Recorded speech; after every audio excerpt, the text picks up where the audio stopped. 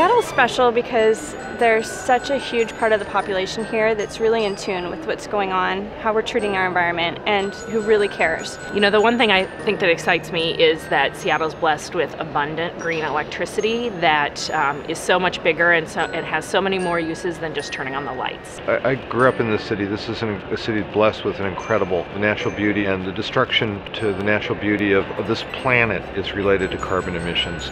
And electric vehicles give us a chance in Seattle to start to change that storyline.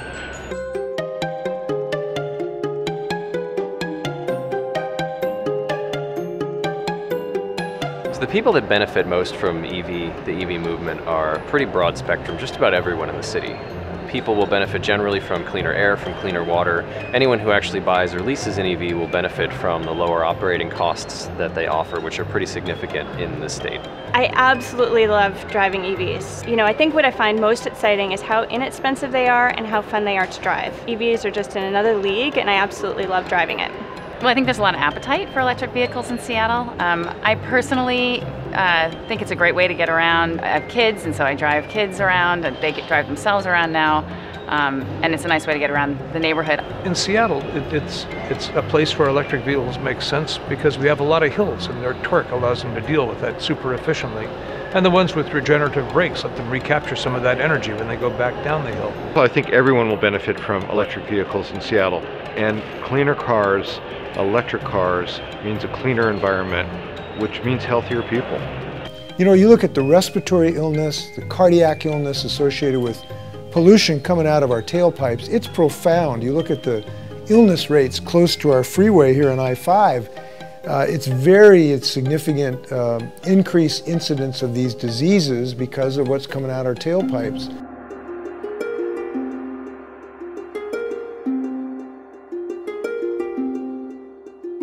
When I think of clean energy and clean power, I think of something that is restorative. I think of an energy source that is sustainable. We are so fortunate to have so much of that here in Seattle and in the greater Northwest with our hydro energy dams. We should tap into that even further, and we've done that in our built environment. Now we can take that a step further and tap into it in our transportation system, and particularly with electric vehicles. The SGL plant in Moses Lake is the world's largest manufacturer of essentially the carbon substrate that goes into the body of the BMW i3. It's an all-electric car. And that is now turning out the substrate that gets formed into the body, which of course is much lighter and much, much stronger than steel. As a result, the BMW i3 can have extraordinary performance. What electric vehicles make clear is that we're not done. We can't just stop with electricity. We need to be thinking about ways to get off fossil fuels in our transportation system, and electric vehicles and Seattle City Light's green electrons are a way to do that. Seattle City Light was the first utility, and I think so far is still the only utility in the United States to be absolutely carbon-free. And we use that not just as we currently do to power the buildings of the city and the industries of the city by increasing the transportation fleet of the city. Then we're leading the whole world in the right direction. Well, Seattle, through our City Light, has the cleanest electricity in the country, and electric cars can play a huge role in an environment like that. One of the biggest challenges we face when it comes to carbon emissions is actually our transportation system. And electric cars is one of the ways that we can address that challenge. But on a more global perspective, these cars have the capability of doing what we need, which is to perhaps save the planet from cataclysmic climate change. So we think we have an elegant solution here where we're using renewable energy from hydro and wind and solar to feed your battery and then power your car in a quiet, safe, non-polluting way. Whenever someone says electric vehicle, everyone who's listening to them thinks of cars, and that's important. That's where a lot of strides are making. But a huge fraction of our vehicles are not cars. They're trucks, they're delivery vans, they're buses, they're jitneys.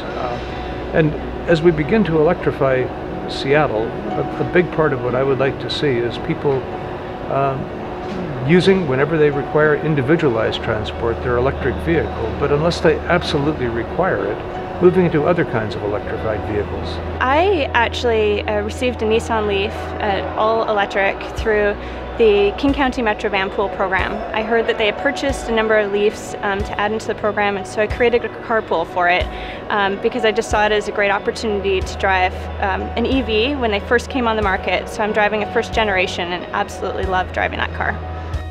I'm a grandparent, got 3 grandkids, and I know a large part of the solution so that they can go down to the beach and take their grandkids. And a big part of that answer is the development of electric vehicles. So everybody who's working on this, thank you for my 3 grandkids, and let's go build some electric cars. The 2030 District's Electrify Seattle project will make our city a market leader in electric vehicles. Our project is going to bring charging infrastructure, consumer education, and partnerships with electric vehicle manufacturers together. Once we do this, using Seattle City Light's clean electricity, we're going to get the city of Seattle off of fossil fuels for good and make this the cleanest big city in America.